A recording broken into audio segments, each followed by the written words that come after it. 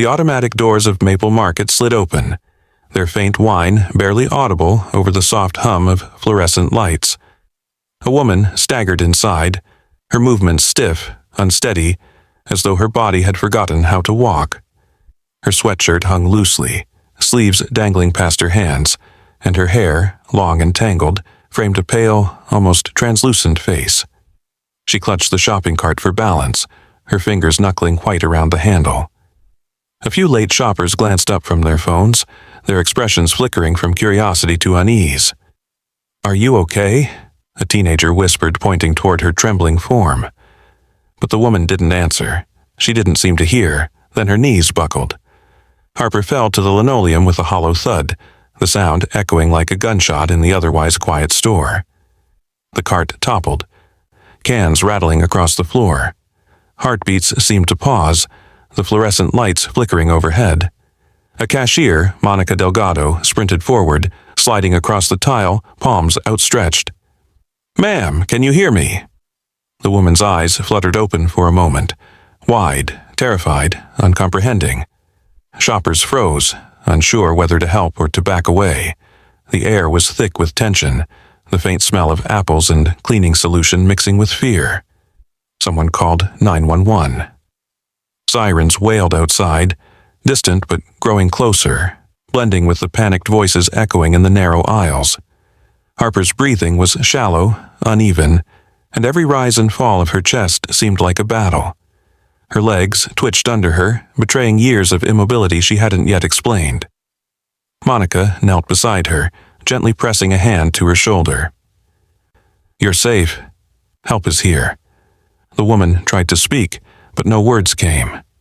Instead, a low, rasping whimper escaped her lips. The emptiness in her gaze was palpable, like she was carrying the weight of years no one could imagine.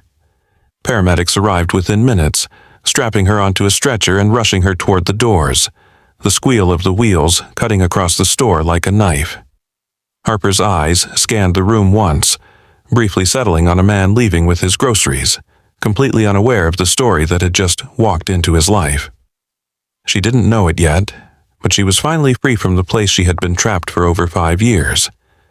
Back in the store, employees and customers whispered among themselves, piecing together fragments of what they had seen. Who was she? And more importantly, how had anyone survived something like this for so long? Monica, still crouched near the toppled cart, glanced at Harper's abandoned personal items, an empty water bottle, a faded backpack, a tattered camera.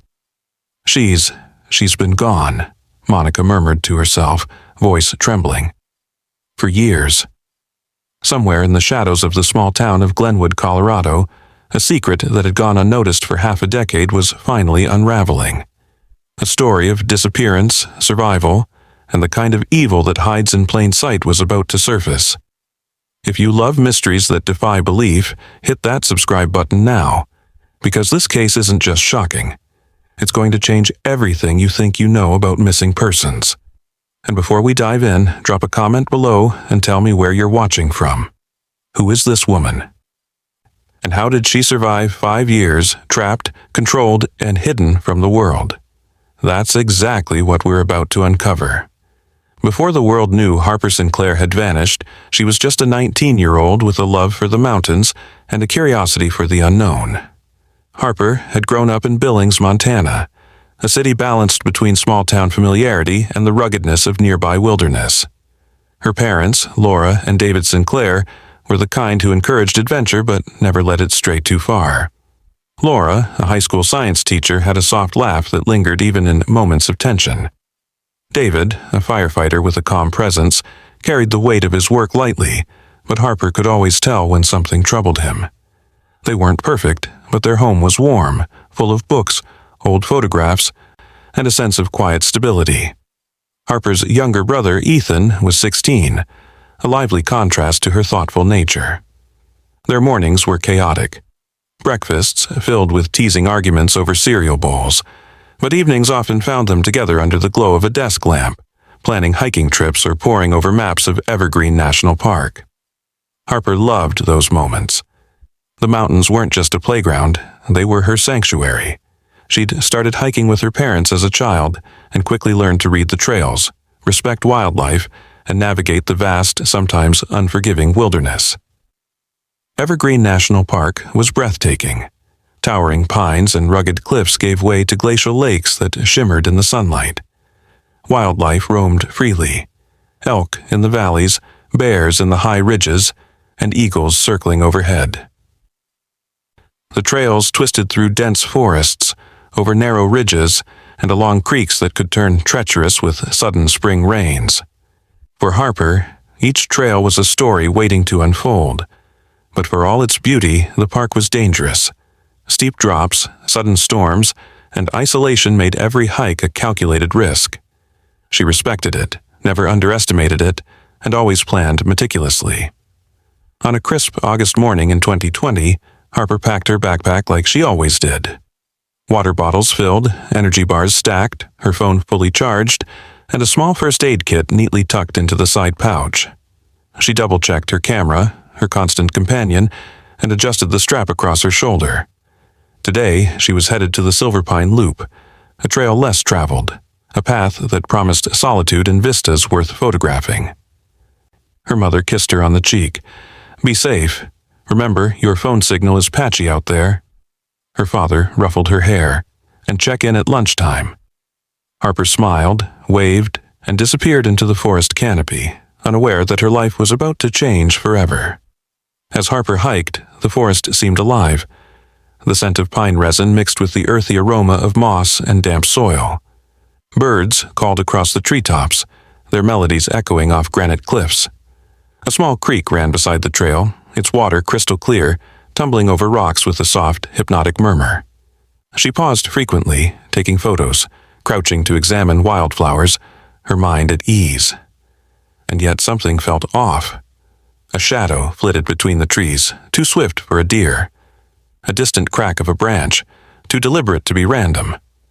Harper shook off the unease. Probably just hikers ahead, she thought. But no one appeared on the path. Meanwhile, in Glenwood, Colorado, the town Harper would unknowingly encounter years later, Victor Langley moved silently among its residents. To neighbors, he was nondescript. A man in his mid-40s, average build, quiet, polite. He ran a small maintenance business, fixed plumbing, replaced fences, and occasionally mowed lawns. People trusted him. He never asked too many questions, never lingered, invisible, perfectly ordinary. But behind that ordinary exterior lay a mind that observed, calculated, and planned. Victor had been cataloging patterns in human behavior for years, studying hikers, tourists, and locals alike. Not because of curiosity, but because he saw them as subjects, opportunities. Every detail mattered. The time someone left their home, the color of their jacket, the weight of their backpack. He left nothing to chance. Back in Evergreen, Harper continued her hike, unaware that her careful planning couldn't account for the predator silently taking notes from a distance. The trail twisted upward, narrow ridges flanked by sudden drops, and a light breeze carried the scent of snow from higher elevations, even in August.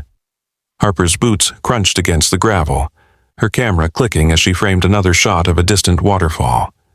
The forest seemed peaceful, timeless, and yet Harper felt a prickling at the back of her neck, the unmistakable sensation of being watched. What would you do if someone was following you, unseen? She wondered, not aloud, but in that quiet inner voice we all have. For now, she was alone. Safe, or so it seemed. Back in Glenwood, Victor returned to his small apartment above a hardware shop. He pulled out a notebook, worn at the edges, pages filled with meticulous sketches, trail maps, notes on hikers' appearances, their movements, dates, times, descriptions. Harper's path that day would later appear in his careful records, though he had no idea she'd ever become the target who would test him years later. His obsession was subtle, almost clinical, a preparation for the unthinkable.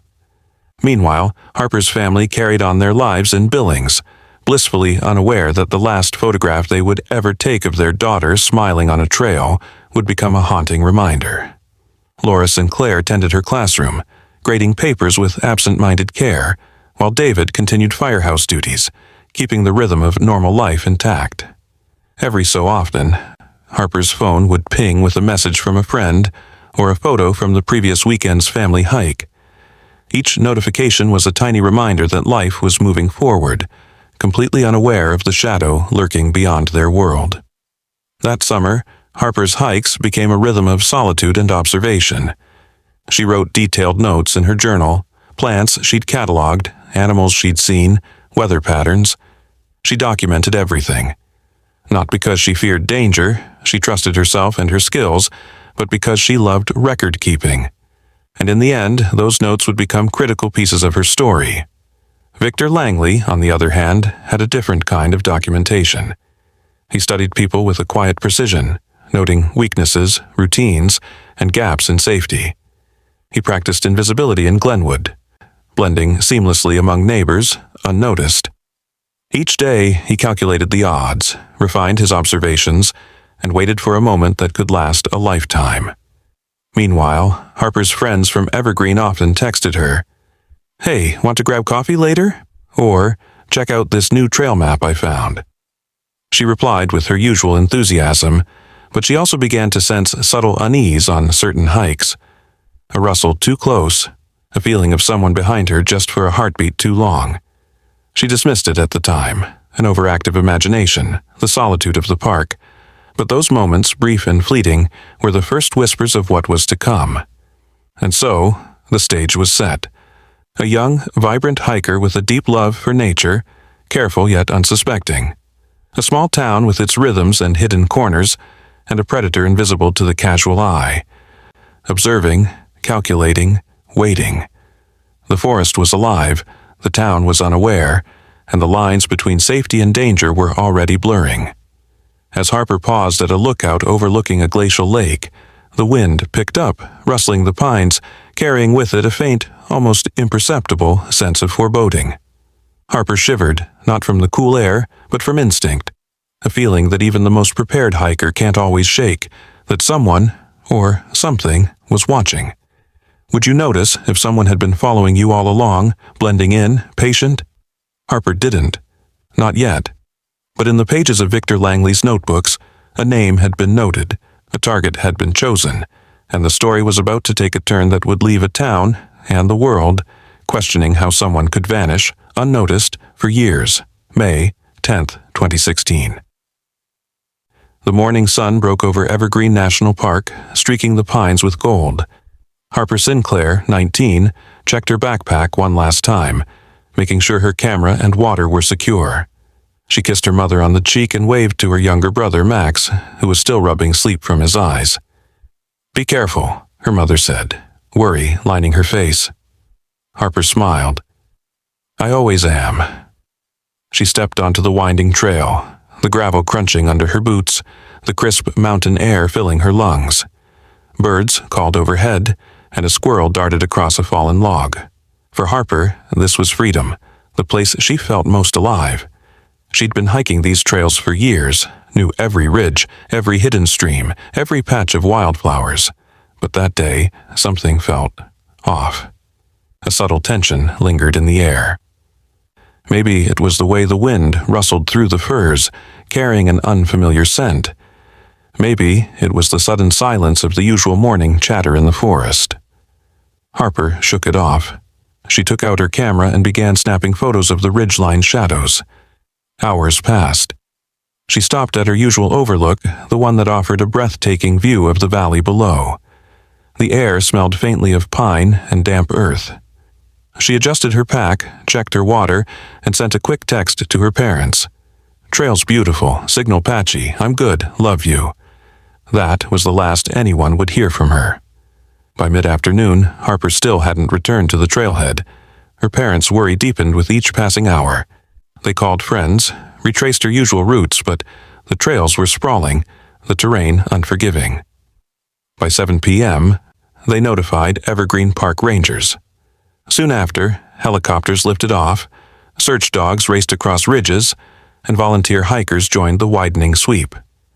Detective Olivia Grant, a seasoned investigator with the Park County Sheriff's Office, received the initial report. She had seen disappearances in these woods before, but something about Harper's case set off alarms. She knew the trails, Grant thought. She wouldn't get lost. Something else happened. Search teams combed every twist and turn. The scent dogs picked up a faint trail near the parking lot, but it disappeared quickly into the forest. Rangers checked thermal pools, steep drop-offs, and isolated rock formations. Everywhere they looked, it was as if Harper had vanished into thin air. Then, 3 days in, a volunteer found something. A lens cap, partially buried in pine needles. It belonged to Harper's Nikon camera. Nothing else. No backpack, no footprints, no scraps of clothing. The ground was dry, hard-packed, leaving almost no trace. For Detective Grant, it was the first real sign Harper had been there, but also the first clue that she hadn't left voluntarily. Back in Billings, Montana, the Sinclair family's grief became palpable. Every night, they lit candles on their porch, posted flyers online, and organized vigil walks around town. Max, only 13 at the time, stared at his sister's empty bed and whispered to himself, "Please, come home." Laura Sinclair, Harper's mother, tirelessly coordinated volunteer searches every weekend. "We won't stop looking," she told anyone who would listen. "Even if no one else cares, we will never give up."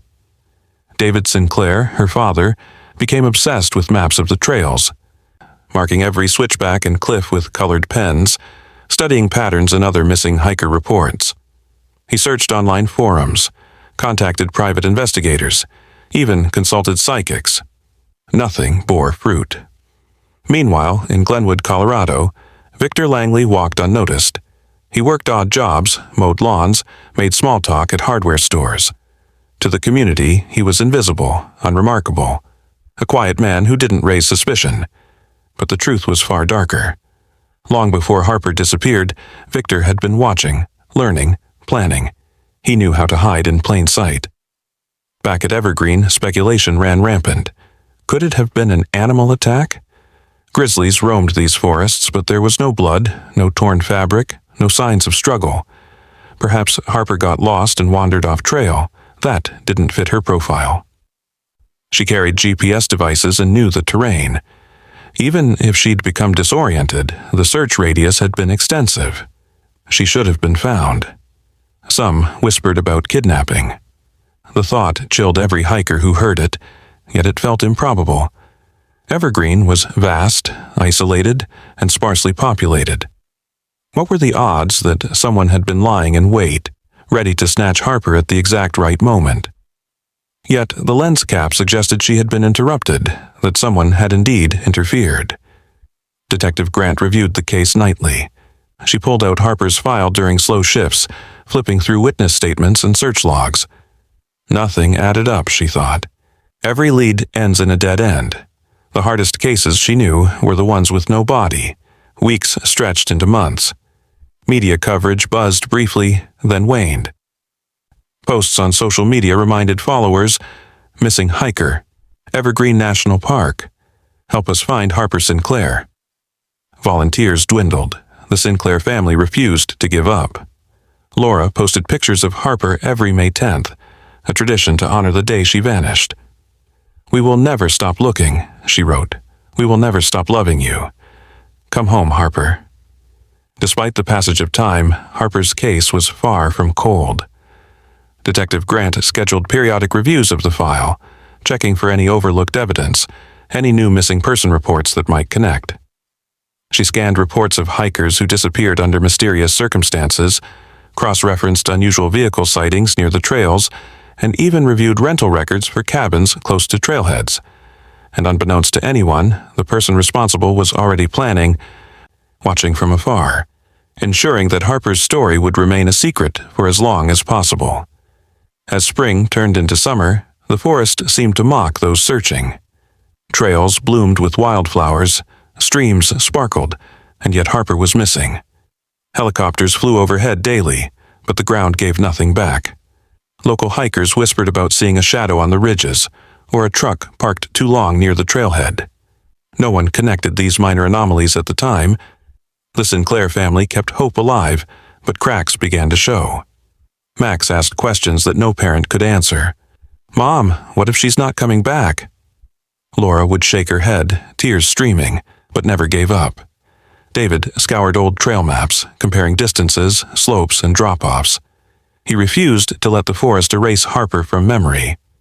Meanwhile, Detective Grant made an unusual note in the case file. The lens cap is too clean, too small to leave a trail. This is the work of someone organized, deliberate, and methodical. Keep eyes open for patterns. She didn't yet know the truth.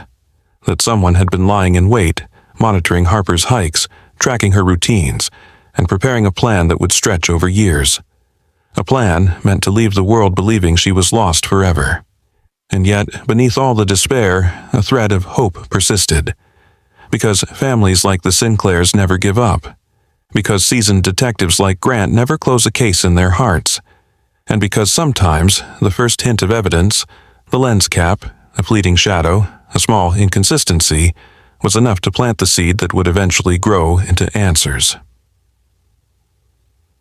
As the sun set over Evergreen National Park, casting long shadows across the winding trails, Harper Sinclair remained out there, somewhere, and the person responsible was closer than anyone could imagine, watching, waiting. What would you do if your loved one disappeared into the wilderness? How far would you go to bring them home? The world Harper Sinclair knew ended the moment someone grabbed her on the trail. May 10, 2016, had begun like any other spring morning in Evergreen National Park. The sky a crisp shade of pale blue, birds rising from the underbrush as she hiked along the Whispering Pines Trail. She had stopped to take a photograph of the sun glinting off a nearby creek when she felt the pressure at her back, a sudden sharp hand clamping over her mouth. She struggled, but a prick of cold metal pressed into her neck, and the world went black. When Harper awoke, the air was thick and stale, the faint hum of electricity above her. She was lying on a thin mattress in a room no larger than a small office. Concrete walls pressed close, damp and cold, the light bulb above flickering weakly. There were no windows. The door was reinforced, heavy, 3 deadbolts on the outside. Her first scream echoed into nothing. She pounded the walls, kicked the door, her voice raw and broken by fear and exertion, but no one answered. The house was isolated, the kind of quiet that was dangerous, oppressive. Every instinct told her to run, but the door was locked. Victor Langley's first appearance was methodical, calm. He was middle-aged, average height, unremarkable, just a face in the crowd. But in this small room, his presence was enormous. He explained the rules with a detached precision that made Harper shiver. She would do exactly as he said. She would eat, sleep, and exist according to his schedule. If she tried to escape, he warned, her family would pay the price. He knew where they lived. He had tracked their routines, memorized their schedules. He even showed her photographs. Her mother unlocking the front door, her father mowing the lawn, her brother leaving for school. Harper believed him. There was no one to contradict him, no authority to call upon. The outside world had become a memory. At first, Harper resisted. She refused to eat. She tested the locks when he wasn't in the room, her hands raw and blistered from the repeated attempts. She screamed into the walls, hoping the sound would carry, hoping someone would hear, but it never did. The room swallowed her voice. Over time, she began to study him as much as he studied her. She memorized the sounds of his footsteps above the ceiling, the subtle patterns in his daily routine, the time between meals, the way he checked her food and her body. She kept track of his keys, his briefcase, his coffee cups, noting every detail with obsessive care. She had to. Survival demanded it. The days blurred into weeks, weeks into months, months into years. Harper lost count of the time. Her body became pale, thin, the sunlight a distant memory she could almost taste. She learned to navigate the small room, the narrow hallway, the basement stairs leading nowhere but into her prison. Even when Victor left the door unlocked by mistake, a rare occurrence, she paused, heart hammering, listening for any hint that the trap had been reset. She moved slowly, carefully, testing every inch of her freedom without making a sound that could betray her. Victor was meticulous in his control.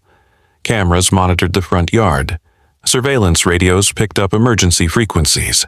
He cataloged every moment of Harper's captivity in journals, his handwriting neat, precise, subject compliant, appetite improving, tested escape method, compliance restored. Each entry stripped her of her identity in his mind, but she refused to surrender fully. Every time she slept, she planned. Every time she ate, she observed.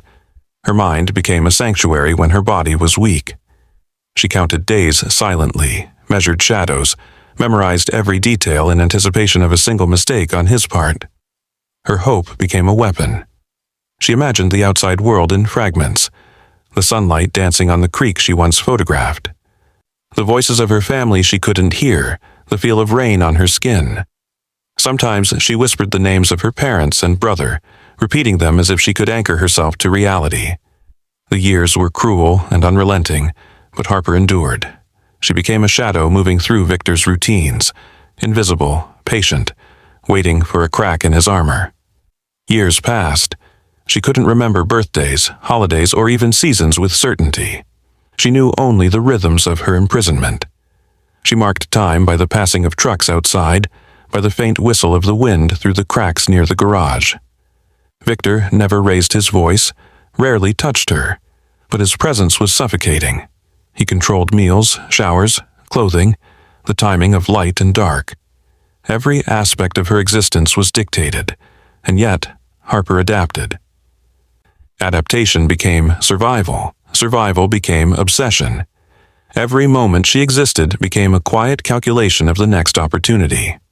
Small victories kept her alive. She discovered that if she shifted the mattress just right, she could hide small scraps of paper. She memorized which locks responded to subtle pressure, which chains creaked under weight. She experimented with tools left carelessly for a moment, noting possibilities. And in all of this, she never stopped believing in escape. The human mind is resilient in ways even the most methodical captor cannot fully comprehend. Harper learned to endure without surrendering. Outside the walls, life went on. Detective Olivia Grant reviewed missing persons reports periodically, hoping for a thread, a clue. Harper's parents continued vigils, social media campaigns, small communities of volunteers combing trails, waving flyers, sharing messages. They had no idea how close she remained, no inkling that the girl they prayed for every night was trapped less than 50 miles from their home. The person responsible had embedded himself so completely into the small-town rhythm that no one suspected a thing. Every time Harper imagined freedom, she also imagined the danger. He knew the routines. He had observed the searches. Any misstep could bring her life crashing down. Years into captivity, Harper's resolve hardened. She observed, she noted, she rehearsed escape plans silently in her mind. She mapped the basement, the small hallway, the garage, the fenced backyard. She memorized the number of steps from the stairs to the door, the angle of sunlight through the cracks, the pattern of sounds outside. Each day, each hour became a preparation for a single, fleeting moment she hoped would come. And then, in November of 2021, it did. Victor had grown careless. The routine that had been honed over 5 years faltered for a moment. He was late for work, distracted, his mind elsewhere. The third deadbolt on the basement door, the one Harper had tested so many times, was left undone. Harper waited, counting each tick of the clock. 10 minutes. 20, 30. The house was quiet. She approached the door, testing it gently, holding her breath, feeling the old fear of discovery twist in her gut. The lock gave slightly. Heart racing, palms sweating, Harper pushed harder, feeling the cold metal yield under her persistence. The door creaked open, a sound that was music in her ears. Freedom, tentative but real, lay just beyond the threshold. She didn't pause to celebrate. Every second spent lingering could be the moment her captor returned. She stepped into the hallway, moving carefully, silently, toward the exit. The outside world was disorienting. Cold air bit her face, and every unfamiliar noise made her flinch. She had no map, no plan beyond moving forward. She skirted the edges of the property, avoiding roads, hiding behind bushes, keeping her head low. Hours passed. She walked for miles, muscles weak but driven by the singular force of survival. Eventually, the lights of a grocery store appeared through the darkness. Her body, already depleted from years of poor nutrition, could go no further. She stumbled inside, seeking shelter, guidance, humanity. She collapsed near the produce section, hands trembling, body shaking. Customers froze. A cashier approached, concern etched on her face. Paramedics were called. Harper, silent, trembling, barely able to respond. It had been 5 long years of captivity, and now the world she had dreamed of for half a decade was waiting, uncertain but real, outside the sliding doors of that store. Even in her weakness, Harper's mind remained alert. She whispered the first name anyone asked for. Help, please. The first steps toward rescue, toward justice, toward reclaiming her life, had begun. And though the path ahead would be harrowing, filled with medical care, psychological recovery, and legal battles, the darkness she had endured for 5 years had not broken her. She had survived, she had waited, and finally she had escaped. Harper had waited 7 long years for a single mistake, for a single moment when her captor would falter. And now, on the chilly November evening of 2021, that moment had finally arrived. Victor Langley, meticulous and controlling for so long, had left one of the deadbolts unsecured, a lapse Harper had noticed instantly.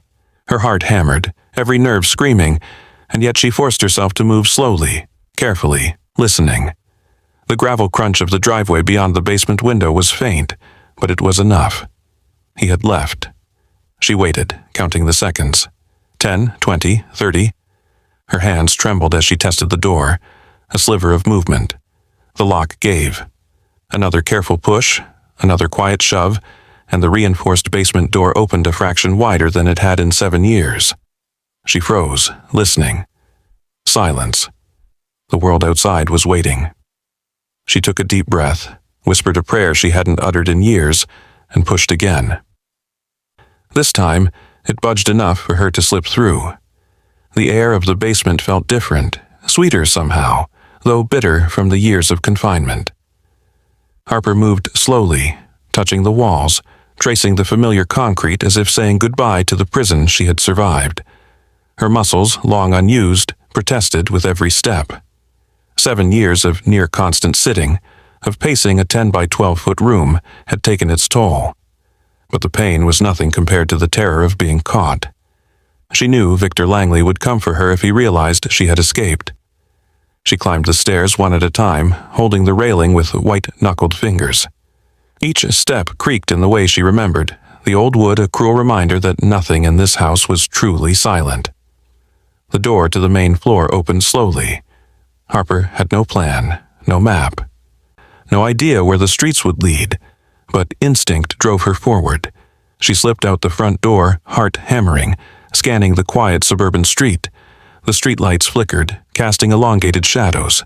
Her feet, weak and unsteady, carried her down the sidewalk, and for the first time in years, she breathed fresh air without a hand over her mouth telling her to stay quiet. Her legs moved almost mechanically, driven by adrenaline and fear. She stumbled across yards, through hedges, trying to stay off main roads. Every passing car sent her ducking, pressed to a fence, a bush, anything that might hide her. She didn't look back, couldn't let herself. The sound of Victor's truck pulling into the driveway would be enough to send her running blind. Hours felt like minutes as she navigated unfamiliar streets, barely remembering the neighborhood. Her only goal was motion, moving forward, getting further from the house, further from him, further from 7 years of nightmares. Eventually, she saw the lights of Maple Market, a grocery store tucked into a small shopping strip. The glow was inviting and terrifying all at once. Her legs gave out, and she stumbled across the asphalt parking lot, tripping over the curb and landing hard on the concrete. The automatic doors slid open before she even reached them, and she collapsed inside. The smell of food, the hum of refrigeration units, the faint scent of detergent. Everything was foreign and overwhelming. The few customers inside froze, staring. Harper's clothing was oversized, faded, hanging loosely on her frail frame. Her hair was long, tangled, and dusted with dirt. Her skin, pale from years without sunlight, almost gray.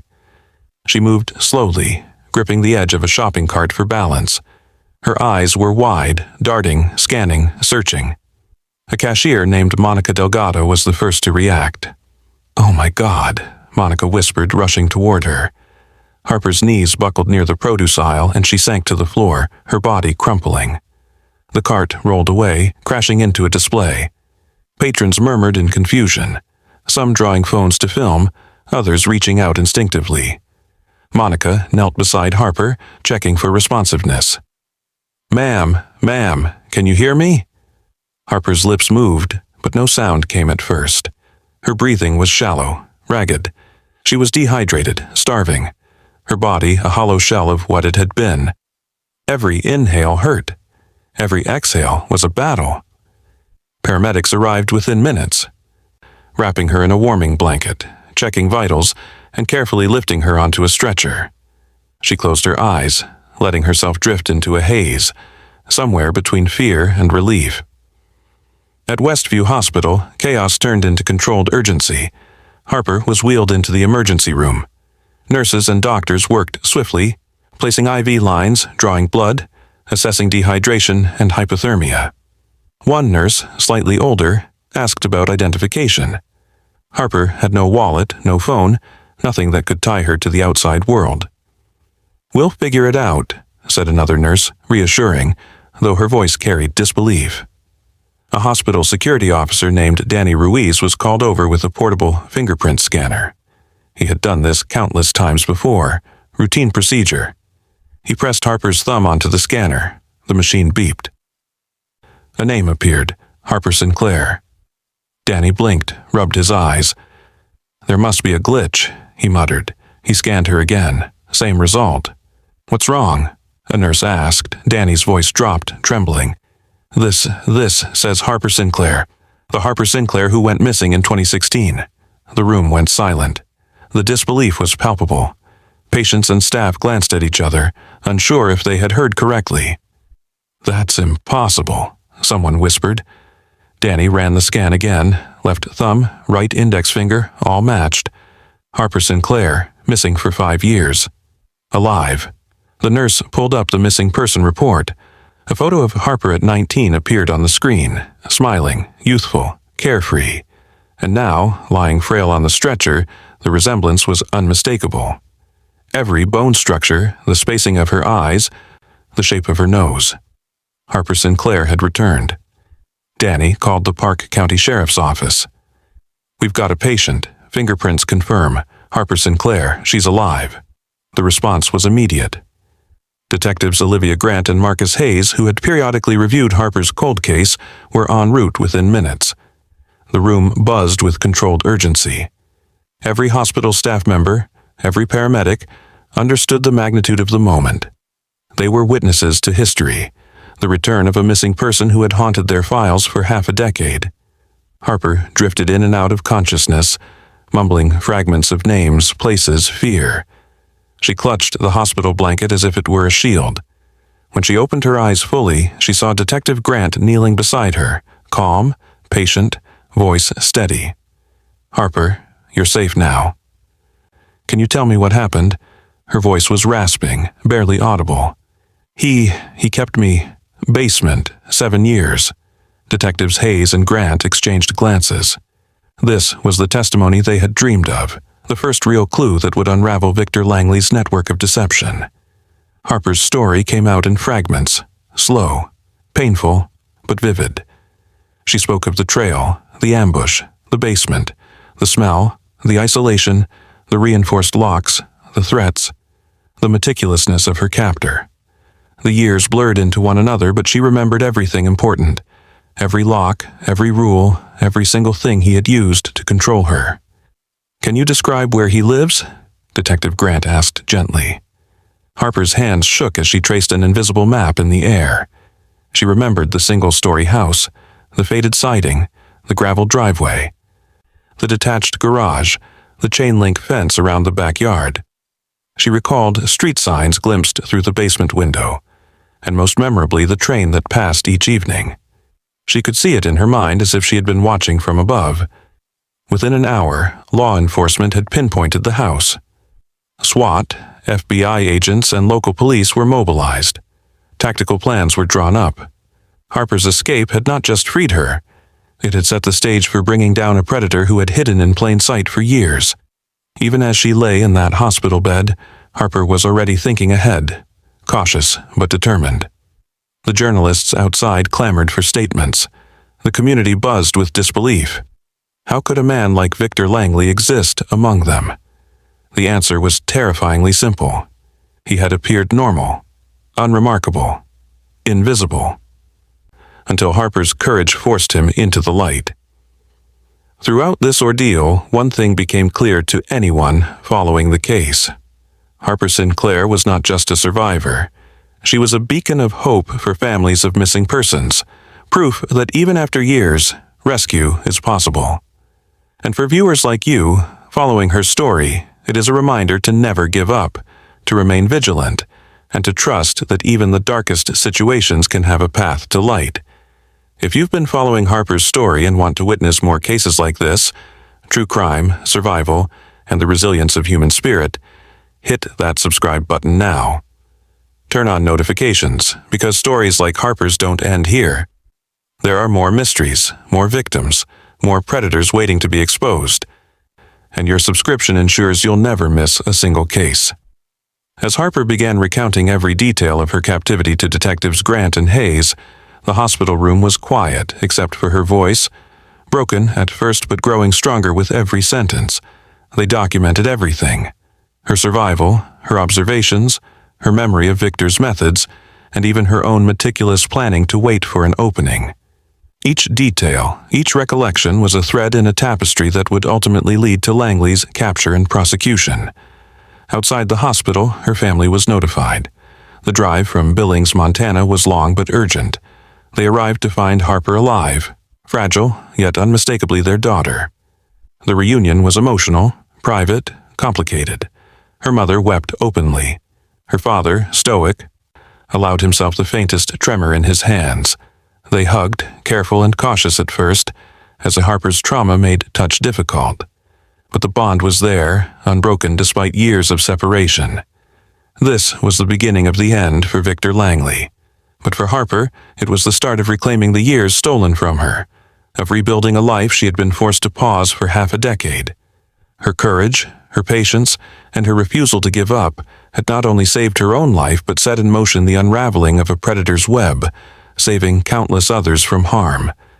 And in that quiet hospital room, as she rested, recovering physically and mentally, Harper Sinclair became a symbol. A reminder that no matter how long the darkness lasts, there is always a chance to escape, to survive, and to make the world aware of the monsters hiding in plain sight. The morning air in Glenwood was crisp, heavy with tension. Streets were eerily quiet as armored vehicles rolled into position, blocking both ends of Rimrock Lane. Neighbors peered cautiously from behind curtains, whispering to each other, unsure what they were about to witness. Children were kept inside, and local businesses had temporarily closed their doors. The sky above was overcast, a pale gray reflecting the anxiety on every face outside. Inside the command center, law enforcement officers checked and double-checked their equipment, ensuring every angle was covered. The operation had been planned for days, down to the second. No one wanted to underestimate Victor Langley. No one wanted to make a mistake. Snipers took positions on nearby rooftops. Officers in tactical gear fanned out along the perimeter. Radio chatter crackled with final confirmations, and then a calm voice came over the intercom. "Green light, move in." At 6 a.m., the quiet suburban street erupted into controlled chaos. The front door of the modest Glenwood ranch was breached with a battering ram. Shouts echoed, "FBI, get on the ground, hands where we can see them." Victor Langley, mid-40, stood frozen in the kitchen, a coffee mug in his hand. His expression was blank, unreadable. He didn't resist. He didn't plead. For a moment, it seemed as though the world had slowed, as if he'd been waiting for this day for years. Officers moved in swiftly, handcuffing him without incident. Outside, neighbors gawked, some whispering, some crying, unable to comprehend that the man they waved to at the hardware store, The quiet neighbor who mowed his lawn and kept to himself was capable of unspeakable acts. Inside, investigators began the meticulous work of documenting the house. At first glance, the home appeared ordinary. A tidy living room, a sparsely decorated kitchen, a modest bedroom or two. But the air was heavy, as if the walls themselves held a secret. It wasn't until the basement door was opened that the reality hit like a physical force. The staircase was narrow and steep, descending into near darkness. One of the agents flipped the light switch, and a single bulb flickered to life, illuminating a room no human should endure. Concrete walls surrounded a thin mattress, a bucket in the corner, and reinforced steel doors with multiple locks from the outside. Every element of control Langley had maintained for 5 long years was there, preserved exactly as Harper had described in her statements. Journals were stacked on a workbench, each page carefully dated, detailing every aspect of Harper's captivity: meals, sleep, the times she was allowed to move about, her psychological state, notes on her attempts to escape, and the threats directed at her family. The cold, clinical nature of the entries sent a chill through even the most hardened agents. Langley had cataloged her life as if she were an experiment, a subject to be controlled, monitored, and broken. Surveillance equipment was discovered in the garage and throughout the house. Binoculars, cameras, maps with marked trails in Evergreen National Park, and files with photographs of women on hiking trails suggested Langley's reach extended far beyond Harper. Each photo told a story of stalking, of calculated observation. Agents realized that Harper was not the first, and perhaps not the last woman Langley had targeted. Cadaver dogs were brought in for a thorough sweep of the property. They alerted near a disturbed patch of soil behind the garage. Investigators excavated carefully, uncovering weathered human remains wrapped in plastic. Forensic teams would later confirm the identity: Angela Pritchard, missing since 2007 in Idaho Falls. The realization hit the team like a hammer. Langley's crimes were not isolated, and the full scale of his predation was only beginning to emerge. News of the raid and discoveries spread rapidly. National media outlets descended on Glenwood. Helicopters hovered. Reporters shouted questions at barricades, and social media exploded with speculation and outrage. How could someone like this live among us? Did we all miss the signs? Is it safe to let our kids hike alone? The questions were endless, the fear palpable. Inside the command center, Detective Olivia Grant and her partner, Marcus Hayes, coordinated the next steps. Langley remained silent, expressionless, seemingly detached from the chaos around him. His calmness only heightened the unease, confirming what the agents had already suspected. He had no remorse. Every move had been calculated, methodical, deliberate. This was a man who thrived in control, and for years he had controlled lives without consequence. Harper's perspective lingered in the minds of the investigators. She had spent 5 years in this basement, stripped of sunlight, human interaction, and freedom. Her escape had been a narrow thread, a fleeting opportunity born from Langley's rare mistake. For her, justice was no longer abstract, it was immediate. She had survived, but the memories of those years would not leave her easily. Neighbors and community members struggled to process the revelations. Janet Kowalski, who had hired Langley to install a water heater 3 months prior, stood shaking, her voice barely audible to a reporter. He was polite, quiet. I never would have imagined. I mean, how would you know? Across the street, another resident whispered, "The person responsible was living right under our noses. We waved to him every week." Glenwood, a town known for its small population and tight-knit community, was suddenly shaken to its core. The invisible predator was now visible, and the shock reverberated through every household. Law enforcement began reviewing Langley's movements prior to Glenwood. A pattern emerged. He had moved from Billings, Montana in 2010, and before that, Idaho Falls, Idaho. In each city, women had disappeared under suspicious circumstances, cases that went cold within weeks. Investigators cross-referenced timelines, locations, and occupations, uncovering connections that pointed to Langley's long history of predation. Melissa Tran, missing from Bozeman in 2011, Angela Pritchard from Idaho Falls in 2007, Langley's reach was extensive, his methods consistent, and his impact devastating. Evidence collected from the Glenwood property was overwhelming. Photographs, journals, surveillance notes, and the meticulously modified basement painted a portrait of a man who had planned his crimes for years. Investigators realized that each piece of evidence represented a life altered or ended. Harper's survival was a miracle, a single thread of hope in a web of cruelty. As Langley was transported to the county jail, the town of Glenwood grappled with disbelief. Local businesses, schools, and residents struggled to reconcile the man they thought they knew with the predator revealed by the investigation. Vigils were held for both Harper and the unidentified remains, candles flickering in silent remembrance and mourning.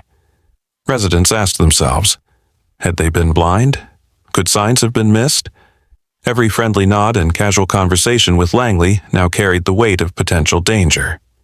Meanwhile, Harper, under the care of victim advocates, began recounting her experiences in measured detail to detectives Grant and Hayes.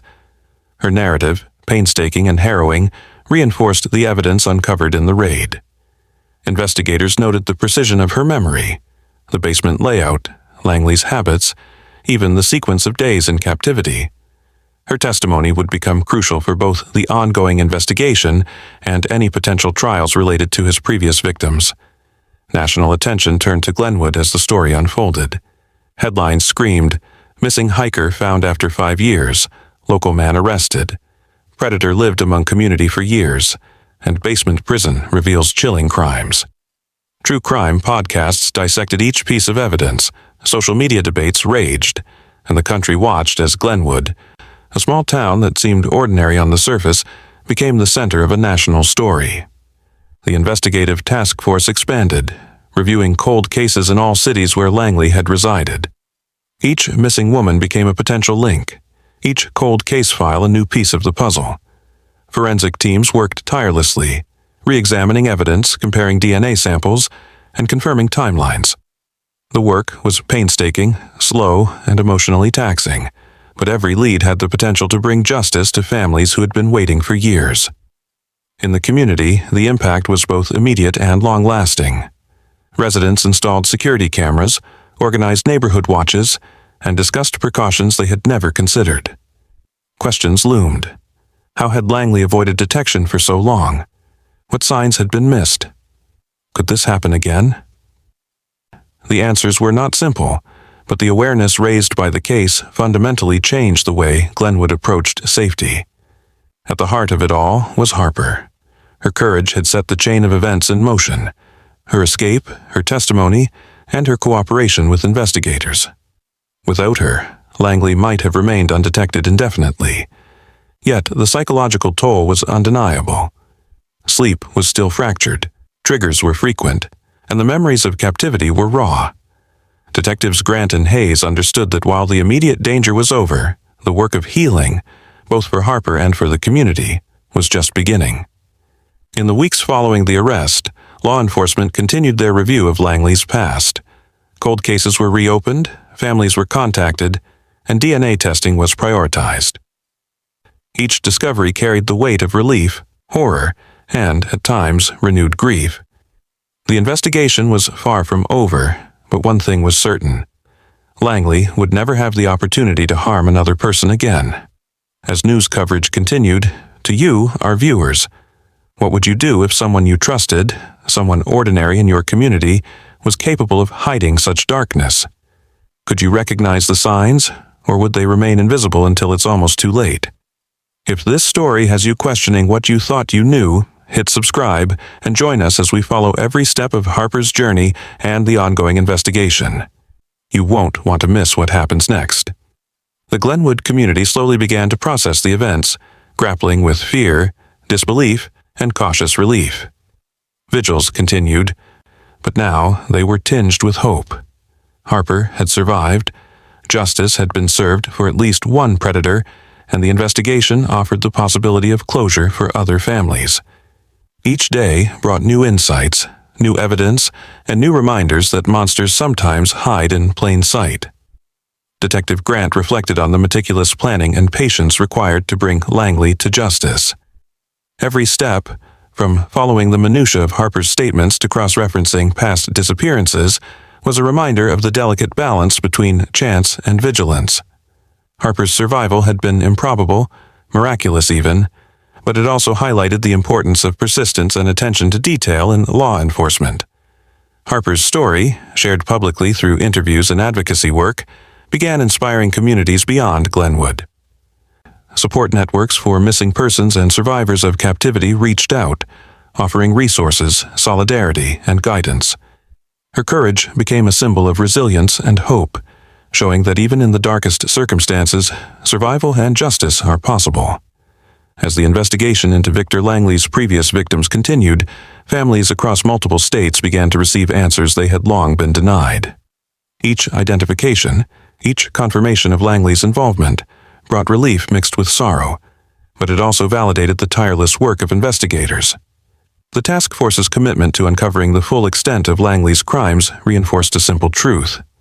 No case should ever be forgotten, no evidence dismissed, and no missing person ignored. The story of Harper Sinclair and Victor Langley became more than a local headline. It was a cautionary tale, a lesson in vigilance, and a testament to human resilience. Communities, investigators, and families alike were reminded that darkness can exist alongside normalcy, but courage, persistence, and awareness can illuminate the path to justice. Even as the immediate danger ended with Langley's arrest, the echoes of his crimes would continue to ripple through Glenwood and beyond. The narrative was far from over. Each discovery, each reopened case, each survivor's voice added layers to a story that was still being written. And viewers watching from around the world were invited to follow along, to witness the painstaking unraveling of a predator's decades-long deception, and to reflect on the importance of vigilance, empathy, and action. June 14, 2022, arrived like a storm over Glenwood, Colorado. The courtroom buzzed with anticipation, reporters' cameras clicked incessantly, and outside, a crowd had gathered, eager to catch a glimpse of Harper Sinclair, the young woman who had vanished into the wilderness 6 years prior. Her disappearance had haunted families across the region, filled news feeds, and haunted the dreams of those who believed she might never be found. Today, she was not just a story. She was about to reclaim her voice. Harper walked into the courtroom with her parents flanking her on either side. Her mother's eyes glistened, and her father's jaw was tight, his hands clenched at his sides. Harper herself moved with a cautious determination, each step measured, the air thick with the weight of what had been stolen from her and what she was about to confront. She wore a simple navy dress, her hair pulled neatly behind her ears, her hands folded in front of her. The room fell almost silent as she took her seat. The energy was electric. Everyone seemed to hold their breath, waiting for what would come next. The judge called the court to order, his gavel echoing through the high-ceilinged chamber. The attorneys for both sides stood, and the trial began. The prosecution opened with a timeline so precise it seemed almost surgical. They painted a portrait of Victor Langley, the man who had taken Harper from Evergreen National Park and held her captive in a basement in Glenwood for years. They described the surveillance, the meticulous control, the psychological manipulation, the isolation. Every day, every hour of Harper's captivity was laid bare, not in sensationalism, but in sober detail meant to expose the truth. Assistant District Attorney Rebecca Ortiz approached the jury. Her voice was firm, unwavering, yet it carried a note of deep compassion. "Victor Langley is not a man who stumbled into a mistake," she said. "He is a predator. He studied his victims. He built a prison in his own home. He thought he could control Harper Sinclair and anyone who crossed his path. But today, we will prove that no one can hide from justice forever." The jury listened, rapt, as Ortiz presented photographs of the basement, the steel-reinforced door, the mattress on the floor, the bare light bulb that had hung over Harper for years. Each image drew a collective gasp from those in attendance, the gravity of the crime impossible to ignore. There were excerpts from Langley's journals, passages written with clinical detachment, recording Harper's every move, her reactions, her compliance. He had documented her as though she were an experiment, not a human being. Then came the evidence of prior victims, photographs of women Langley had stalked before Harper, maps of Evergreen National Park, and the surrounding areas marked in red ink. The jury saw the meticulousness of a man who had practiced patience, who had planned over years, who had convinced himself of his own invisibility. And the room shuddered at the thought of the terror Harper had endured. Finally, the moment everyone had been waiting for arrived. Harper was called to the stand. The courtroom grew still, the murmurs ceasing.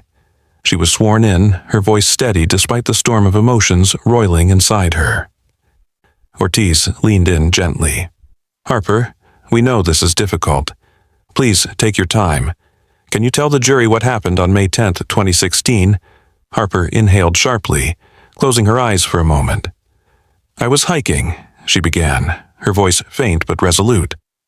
"I stopped to take pictures near a rocky overlook. The trail was empty. I didn't see anyone." She paused, swallowing. "Then I felt someone behind me. Before I could turn, a hand covered my mouth and there was a sting in my neck. I fell. The world went black." The jury leaned forward. The courtroom air was taut with tension.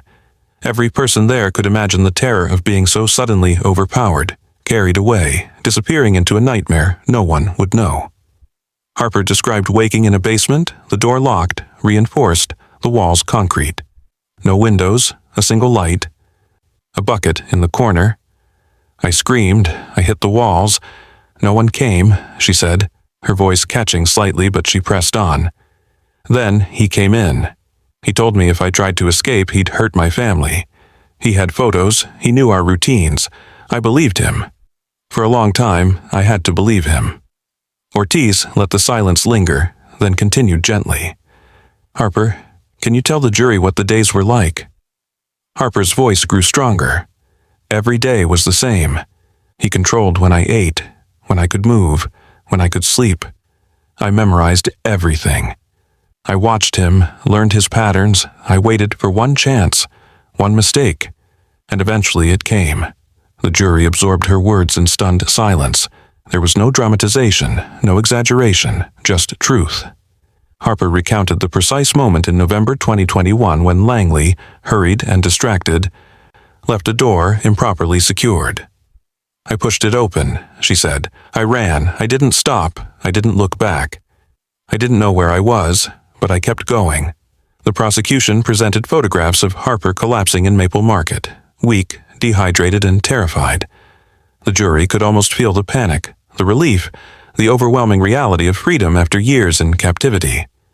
Harper's description of the hospital, the fingerprint scan that confirmed her identity, and her first moments of recognition by law enforcement added layers of humanity to her ordeal. Then came the cross-examination. Langley's attorney attempted to undermine her credibility, suggesting confusion, potential gaps in memory, questioning the reliability of her recollection after 6 years. Harper responded with clarity, each answer delivered with precision. "I remember everything I can," she said. "Every detail I could use to survive, I memorized. I remember him. I remember the basement. I remember the door. I remember the nights." Her voice did not waver. The jury felt her resolve. They felt the strength it had taken to survive.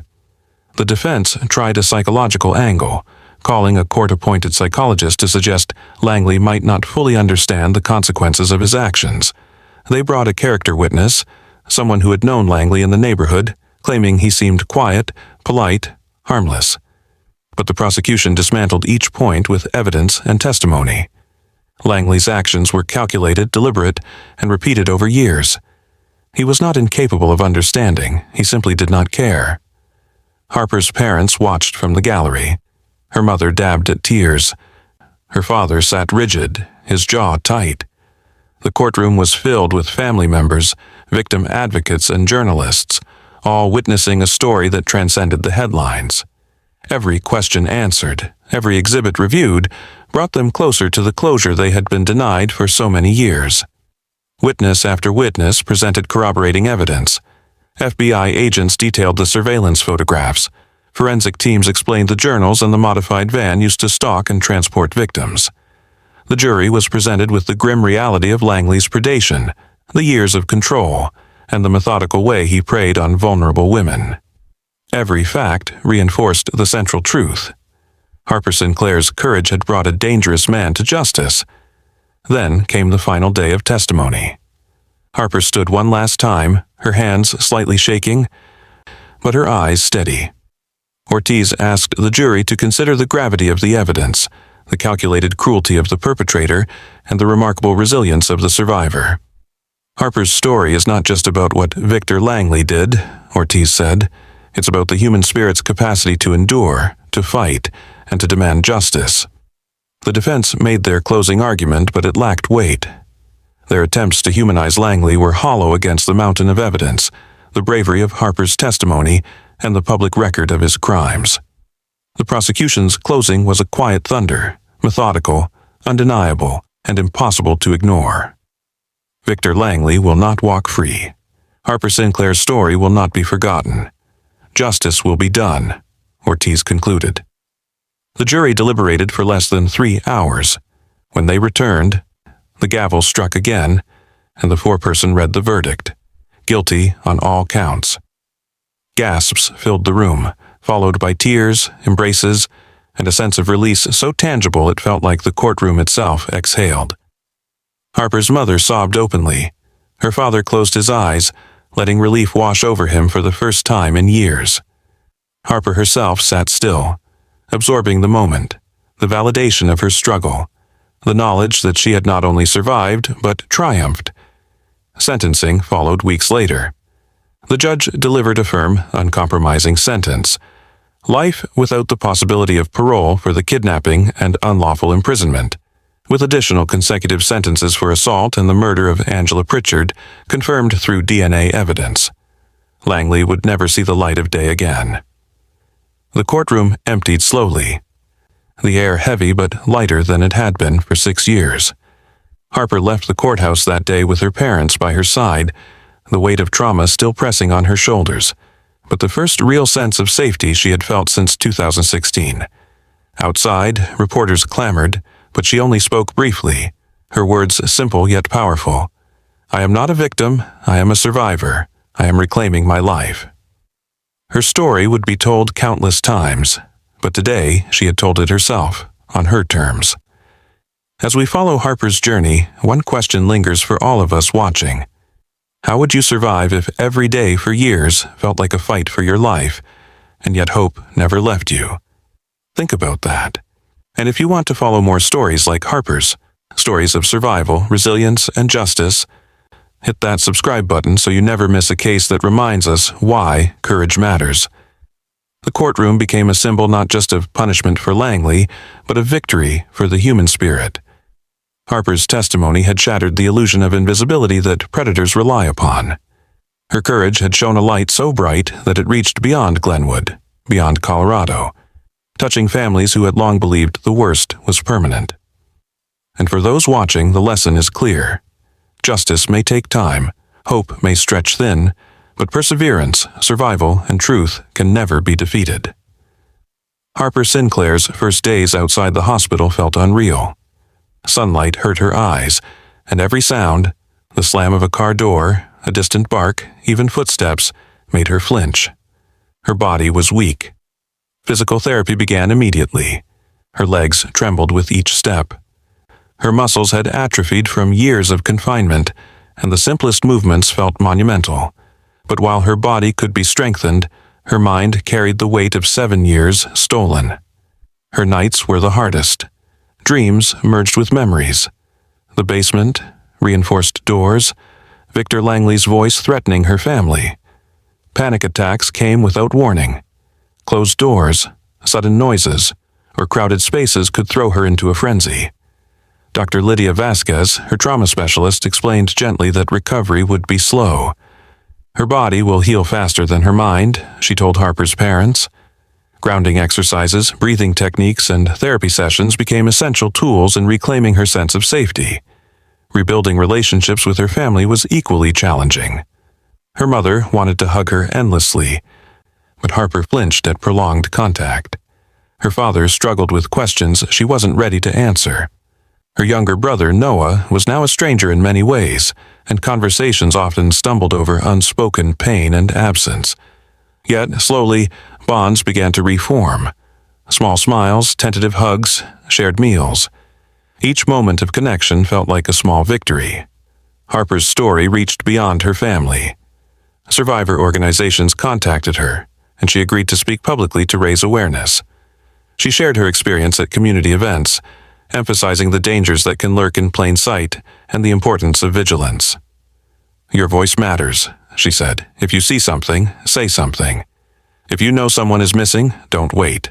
Don't assume someone else will act. And if you want to follow this story, and others like it, hit subscribe." These are stories that need to be heard.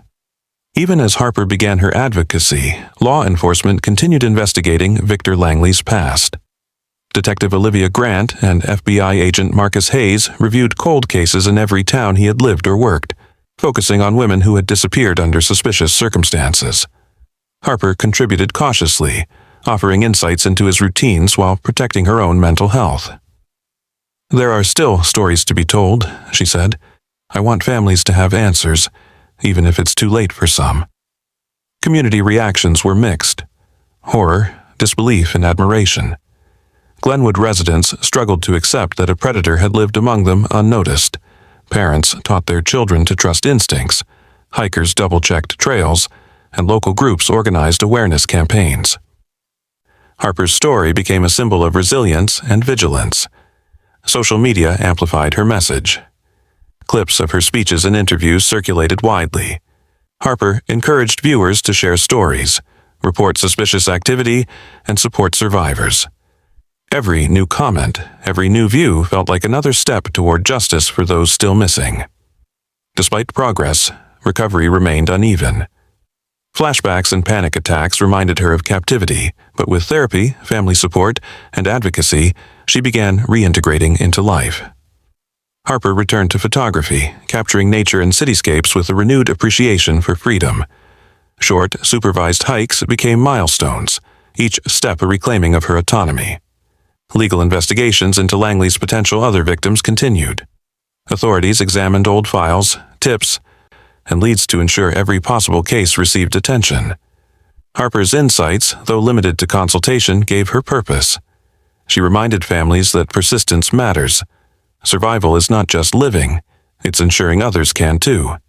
Harper's story became a beacon of resilience, proof that even in the darkest circumstances, hope can survive.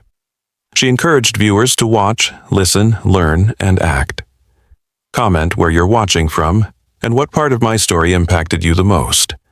Even with Langley behind bars, the investigations continue. Harper continues therapy, rebuilds connections, and shares her message of hope. Her experience reminds the world that courage, resilience, and vigilance can shine through even the darkest shadows, offering lessons for everyone. Everywhere. Thank you for joining us in uncovering stories hidden in the shadows. Every victim deserves to be remembered. Every truth deserves to be told. To follow more cold cases, subscribe, hit the notification bell, and share these stories. Your support helps keep their voices alive.